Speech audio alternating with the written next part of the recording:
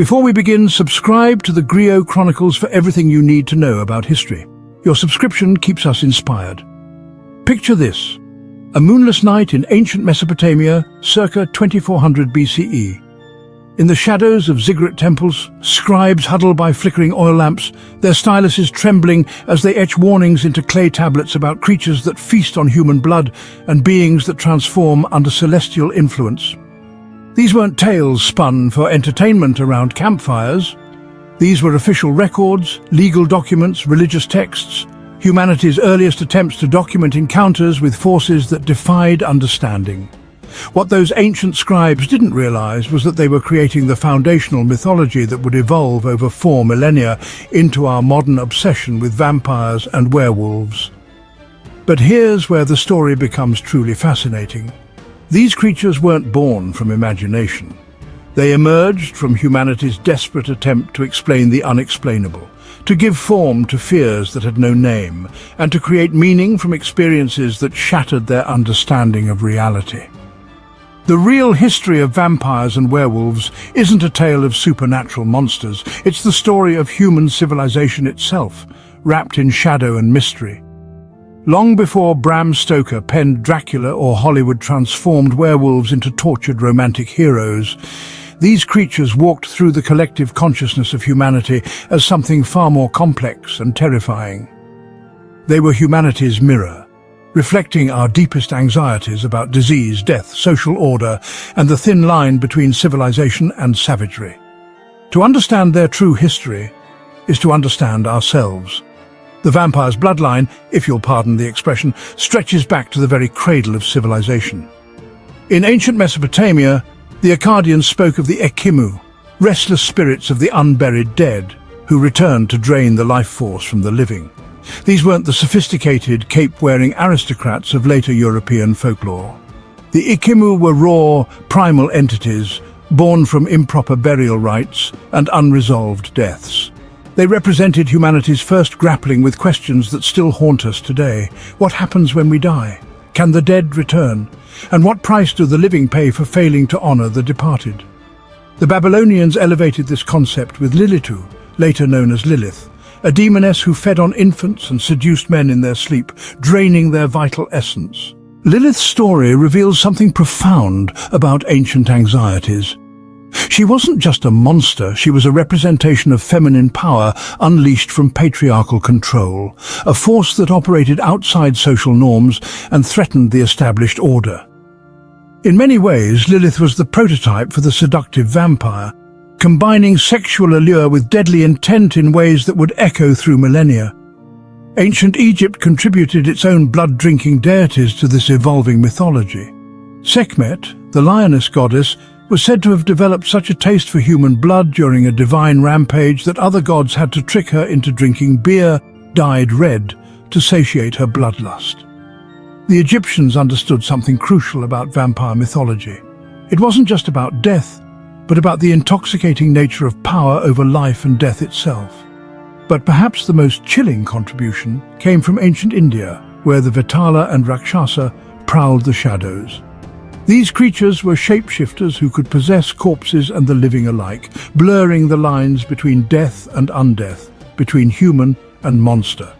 The Rakshasa were particularly unsettling, demons with backwards hands and feet who could take any human form but whose true nature was always betrayed by their inability to perfectly mimic human anatomy. They were the ultimate representation of the uncanny valley, creatures that appeared human but were fundamentally other. These ancient vampires shared common traits that reveal universal human fears. They were associated with improper death, they violated natural boundaries between life and death, and they inverted normal social relationships by making humans into prey. But they also served crucial social functions. In societies without advanced medicine, vampire legends provided explanations for mysterious deaths, wasting diseases, and infant mortality. They were humanity's way of processing trauma in an age when trauma had no name. The werewolf's ancestry is equally ancient but follows a different evolutionary path.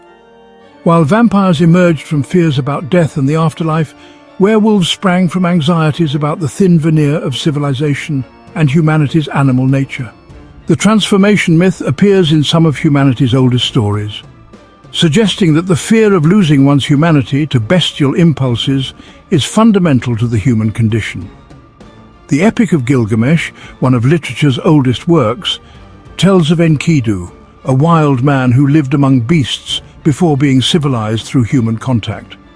While not technically a werewolf, Enkidu represented the same fundamental anxiety, the fear that civilization is fragile and that humans can revert to their animal state. This theme would echo through werewolf mythology for thousands of years. Greek mythology gave us the first true werewolf in King Lycaon of Arcadia, whose story appears in multiple versions but always centers on divine punishment for hubris. In the most famous telling, Lycaon served human flesh to Zeus, who responded by transforming the king into a wolf. This wasn't just a punishment, it was poetic justice. Lycaon had already revealed his bestial nature through his actions. Zeus simply made the inner monster visible on the outside. The name lycanthropy comes directly from this myth, combining lukos, wolf, and anthropos, human. What makes the Lycaon myth particularly fascinating is its moral complexity. Unlike later werewolf stories that often portrayed transformation as a curse befalling innocent victims, Lycaon's transformation was presented as justice. He became what he already was, a predator who fed on human flesh. This suggests that early werewolf mythology was deeply concerned with moral transformation and the relationship between outer appearance and inner nature. The Romans inherited Greek werewolf mythology, but gave it their own twist. Pliny the Elder, in his Natural History, wrote about the Arcadian ritual where young men would swim across a lake, hang their clothes on a tree and transform into wolves for 9 years. If they avoided eating human flesh during this time, they could return to human form. This Roman addition of moral choice and redemption added crucial psychological depth to werewolf mythology. It suggested that the beast within could be controlled, that transformation wasn't necessarily permanent, and that moral will could triumph over animal instinct. Roman werewolf stories also introduced the concept of voluntary transformation. Lycanthropes who chose their fate rather than having it thrust upon them. This reflected Roman values of personal responsibility and self-control. But it also revealed a darker fascination with the idea that someone might willingly abandon civilization for the freedom of the wild. As Christianity spread across Europe, both vampire and werewolf mythologies underwent profound transformations that would shape their modern forms. The Church's influence on these legends reveals how religious and cultural changes reshape fundamental human fears and desires. Early Christian writers struggled with vampire mythology because it challenged core theological concepts. If the soul departed the body at death, how could corpses return to plague the living? Some theologians argued that vampires were demons inhabiting corpses, while others suggested they were souls trapped in purgatory, unable to move on due to unfinished earthly business. These theological debates weren't academic exercises. They were attempts to reconcile observable phenomena with religious doctrine. The Christian concept of resurrection added new layers to vampire mythology. If Christ could return from the dead, what prevented darker forces from achieving similar feats? This tension created some of Christianity's most complex vampire legends, where the undead were often portrayed as grotesque parodies of resurrection, beings who had achieved a form of eternal life but without divine grace. Medieval Christianity also introduced the concept of vampirism as divine punishment for specific sins. Excommunicated individuals, suicides, and those who died in states of mortal sin were believed to be particularly susceptible to vampiric transformation. This wasn't just superstition, it was social control. By linking vampirism to sin, the Church reinforced moral behavior while providing explanations for mysterious deaths and illnesses. Werewolf mythology underwent an even more dramatic transformation under Christian influence. What had been a punishment for hubris in Greek mythology became associated with witchcraft and demonic pacts. The Church taught that lycanthropy was either a form of demonic possession or the result of humans making deals with Satan. This shift reflected Christianity's dualistic worldview, where supernatural transformation could only result from divine or diabolic intervention. During the medieval period, there was the emergence of the werewolf trial. These were judicial proceedings where people were actually accused and convicted of lycanthropy. These trials really show how werewolf mythology became, deeply intertwined with social anxieties about outsiders, mental illness, and social deviance. The ones accused were often those living on the very edges of society: hermits, people struggling with mental illness, or anyone whose behavior seemed to challenge the social norms of the time. One of the most famous cases was that of Peter Stump, back in 16th century Germany. He confessed under torture to making a pact with the devil, which supposedly gave him a belt that allowed him to transform into a wolf. Stump's case really reveals how werewolf mythology had evolved to include fears about religious heresy, social outsiders, and the breakdown of community bonds. His confession sounds like a catalogue of medieval anxieties: cannibalism, incest, murder, and devil worship, all rolled into one absolutely terrifying narrative. These trials also introduced the idea of the werewolf as a conscious participant in evil, rather than just, a victim of circumstance. This kind of moral shift would go on to profoundly influence later werewolf mythology, setting up the template for werewolves as individuals who actively chose evil over good and chaos over civilization. The real explosion of vampire and werewolf mythology happened in Eastern Europe, especially in the Balkans, where Slavic folk traditions merged with Christian theology. This combination created the incredibly rich vampire lore that would eventually captivate the Western world. The Slavic vampire was, fundamentally different from its ancient predecessors, more physical, more threatening, and much more intimately connected to the communities it haunted. So, Slavic vampires weren't these ethereal spirits, but rather reanimated corpses with, all too physical needs and appetites. They could actually father children, engage in sexual relationships, and even participate in community life, all while, simultaneously draining it of vitality. This created a particularly insidious form of horror, the monster that lived among its victims perhaps for years before finally being discovered.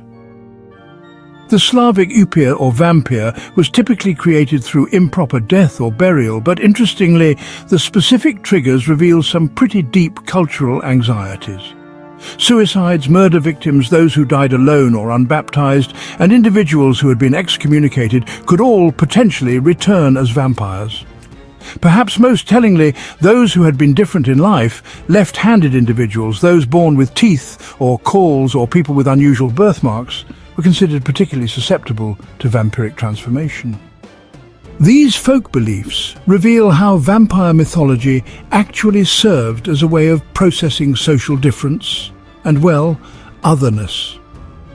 The vampire was often created from those who had already been marginalized in life, which kind of suggests that vampirism was as much about social exclusion as it was about supernatural transformation. The vampire became the ultimate outsider, too dead to be alive, too alive to be dead, forever caught between worlds and really belonging to neither.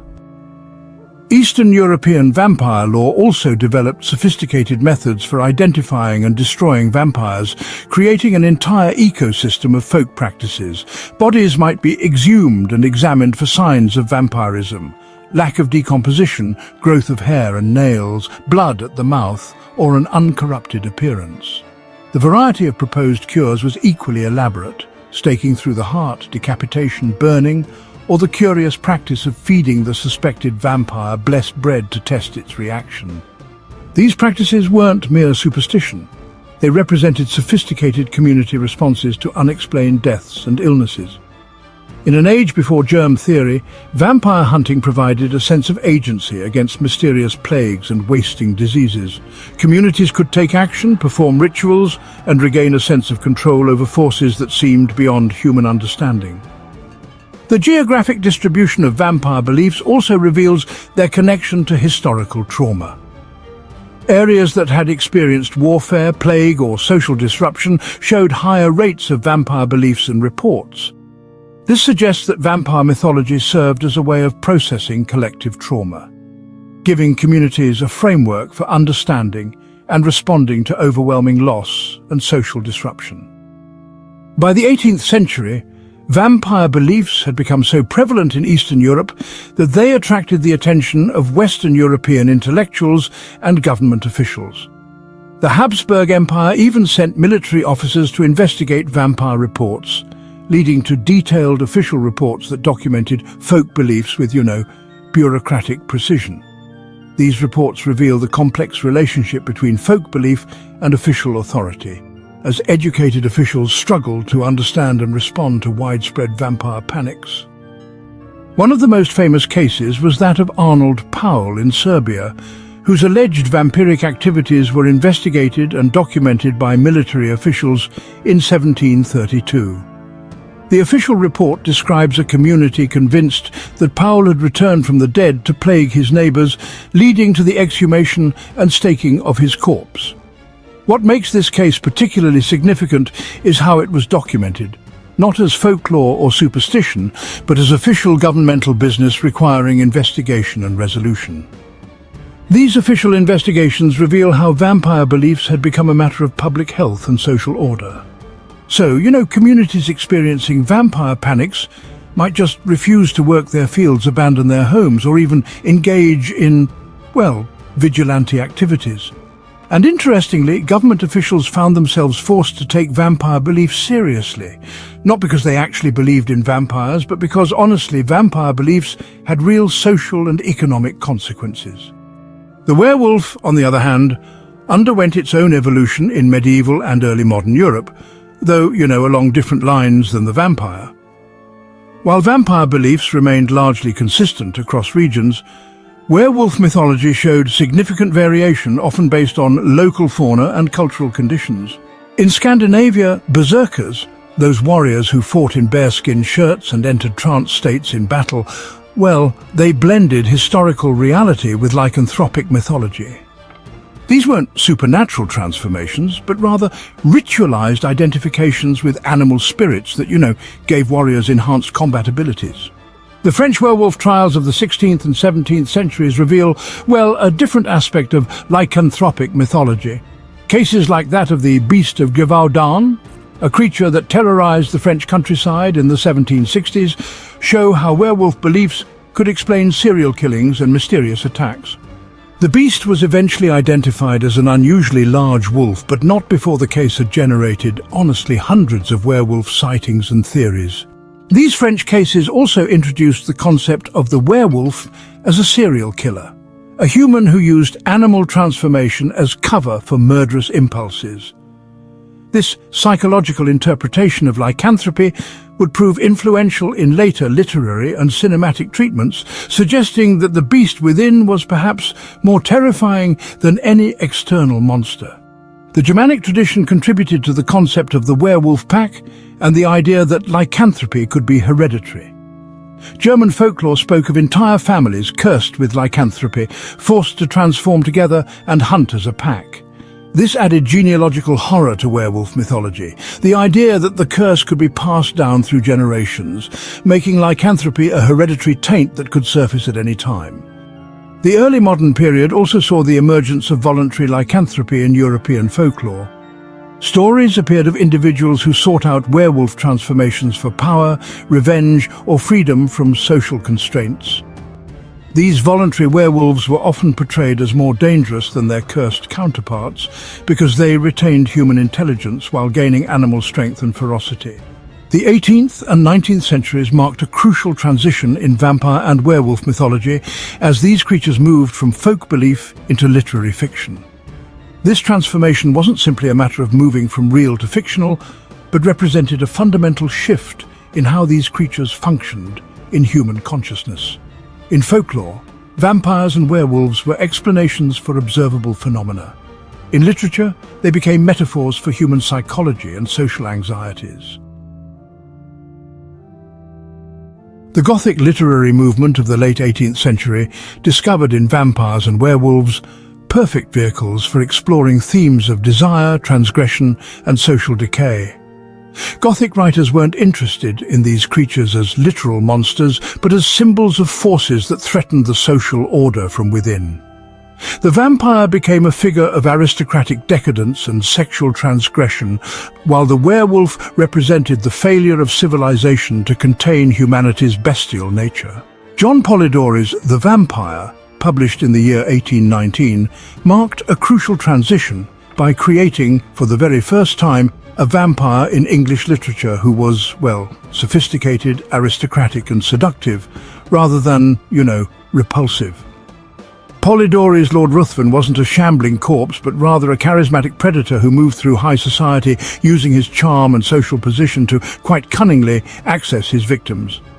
This literary innovation would prove to be extraordinarily influential, establishing the template for the seductive vampire that continues to dominate popular culture even today.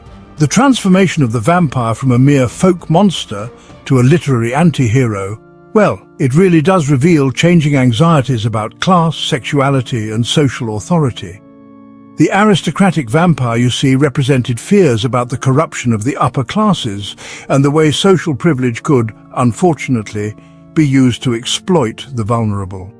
At the same time, the vampire's seductive nature allowed writers to, explore forbidden desires and transgressive sexuality within the relatively safe framework of supernatural fiction. Sheridan Le Fanu's Carmilla, published in 1872, added yet another crucial element by creating the first major female vampire in English literature. Carmilla wasn't just a gender-swapped version of earlier male vampires, but a fundamentally different kind of creature, whose predatory nature was intriguingly intertwined with homoerotic desire.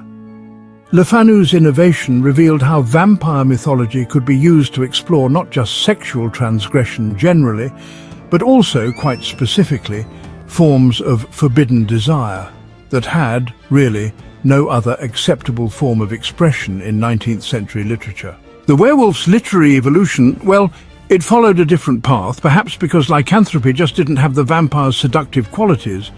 Early literary werewolves, you see, tended to be figures of pure tragedy, individuals cursed through no fault of their own to lose their humanity from time to time. This tragic interpretation, it really reflected romantic movement values that emphasized the nobility of suffering and the conflict between civilization and nature. French literature, particularly through Guy de Maupassant and other writers, contributed significantly to the evolution of the werewolf. They used lycanthropy as a metaphor for mental illness and psychological breakdown. These psychological werewolves, well, they weren't supernatural creatures at all, but rather individuals whose grip on sanity and civilization was, shall we say, quite tenuous.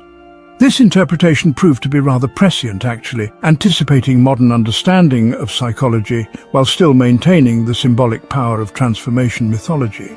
The literary treatment of both vampires and werewolves, interestingly enough, also began to explore their potential humanity in ways that folklore simply never had. Literary vampires and werewolves could experience remorse, struggle with their nature, and even maintain relationships with humans. This psychological complexity, transformed them from mere monsters into characters opening up entirely new possibilities for exploring themes of identity, moral choice, and redemption. The 21st century has witnessed what might be called the complete normalization of vampires and werewolves in popular culture. The Twilight series epitomizes this trend by creating vampires and werewolves who are essentially humans with special abilities rather than fundamentally other creatures. These modern versions retain supernatural powers while losing most of their transgressive or threatening qualities. Contemporary vampire and werewolf media often focuses on integration rather than conflict. How these creatures can fit into modern society rather than how they threaten it. This reflects contemporary values of inclusivity and acceptance, but it also represents a fundamental departure from the historical function of these mythologies. When vampires attend high school and werewolves work regular jobs, they've lost their power to embody humanity's deepest fears and desires. Yet their continued popularity suggests they still serve important psychological functions. In an age of global connectivity, environmental crisis, and rapid social change, vampires and werewolves continue to provide ways of exploring themes of transformation, otherness, and the relationship between individual desire and social responsibility. They've adapted to new anxieties while maintaining their core appeal as figures who exist outside normal human limitations. The real history of vampires and werewolves reveals them to be among humanity's most persistent and adaptable mythological creations.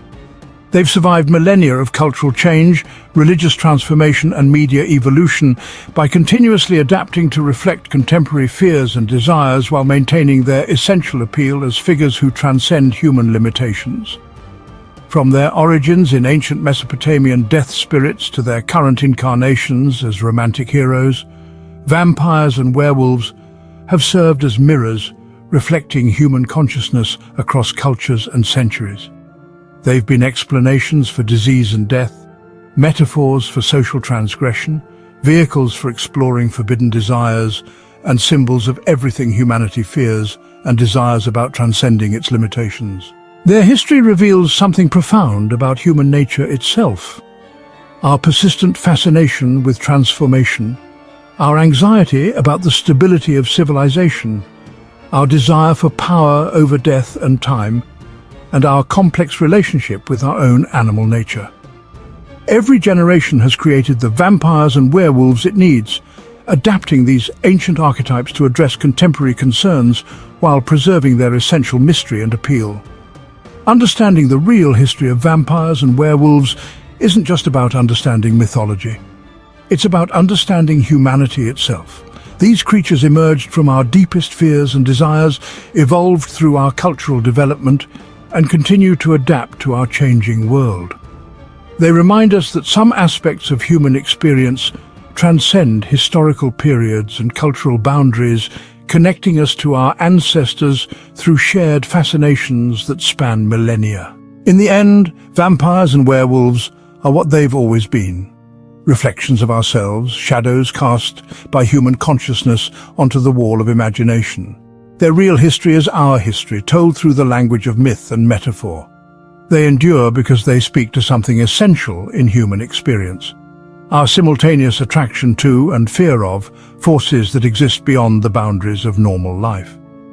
As long as humans struggle with questions of mortality, identity, and transcendence, vampires and werewolves will continue to evolve, adapt, and capture our imagination, remaining eternal fixtures in the landscape of human storytelling. They are, in the most literal sense, immortal. Not because they possess supernatural longevity, but because they embody aspects of human experience that are themselves timeless. The real history of vampires and werewolves is still being written, one story, one film, one dream at a time, as each generation discovers anew the dark appeal of creatures who exist beyond the boundaries of ordinary human existence.